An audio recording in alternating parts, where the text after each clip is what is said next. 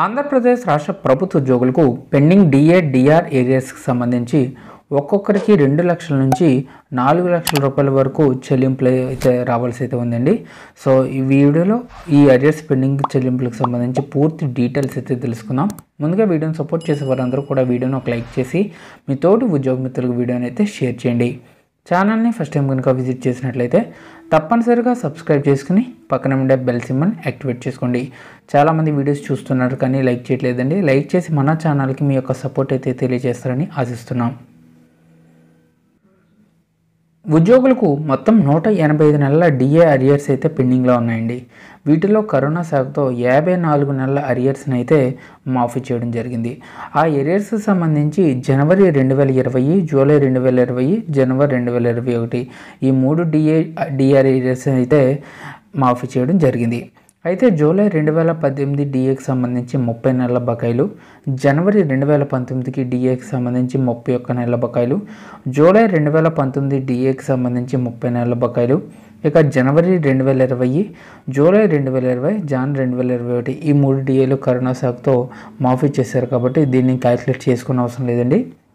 ఇక జూలై 2021 డిఏకి సంబంధించి 6 నెలలు, జనవరి 2022 డిఏకి సంబంధించి 18 నెలలు, జూలై 2022 డిఏకి సంబంధించి 16 నెలలు పెండింగ్లో అయితే ఉన్నాయండి. ఈ డిఏలు అయితే ఇప్పటి వరకు డిఏ ఏరియర్స్ను ప్రభుత్వ ఉద్యోగుల ఖాతాల్లో జమ చేయలేదు.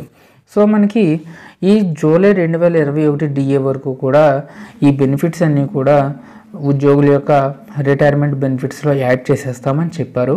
దీనికి ఉద్యోగులు అయితే వ్యతిరేకించడం జరిగింది. అవి కూడా అమౌంట్ ఇప్పుడే జమ చేయాలని అడుగుతున్నారు. ఇక జనవరి 2022 డిఏ, జూలై 2022 డిఏ. సో అట్లీస్ట్ తాజా డిఏస్ గమనించినట్లయితే 18, 16 సుమారుగా 32 నెలల డిఏ బకాయిలు అయితే ఉన్నాయండి. 34 నెలల డిఏ బకాయిలు అయితే ఉన్నాయి కాబట్టి ఇవి ఎప్పుడు క్లియర్ చేస్తారని అడుగుతున్నారు. ఇక 2023 జనవరి, జూలై డిఏలు అయితే ఇంకా ప్రకటించలేదండి. సో ఇప్పుడు మనకి 2024 సంవత్సరం వచ్చేసింది ఇంకొక 5 డేస్లో. దీనికి సంబంధించి జనవరి డిఏ కూడా కొత్త డిఏలు పెండింగ్లోకి అయితే చేరిపోయినట్లేండి. సో కాబట్టి ఇవన్నీ ఎప్పుడు ఇస్తారని అడుగుతున్నారు. ఈ 185 నెలల డిఏ అరియర్స్ అంటే ఒక్కో ఉద్యోగికి సగటున 2 లక్షలకు పైగా నష్టం అయితే వాటిల్లుతుంది. సీనియర్లకు అయితే నష్టం 4 లక్షల పై మాటే.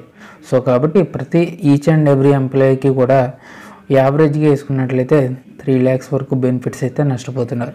సో కాబట్టి ఇవన్నీ కూడా చెల్లించాలని కోరుతున్నారు. సో ఇదండి వాళ్ళ ఎంప్లాయీ సంబంధించిన తాజా updates. Thanks for watching. For more updates subscribe to our channel. Thank you.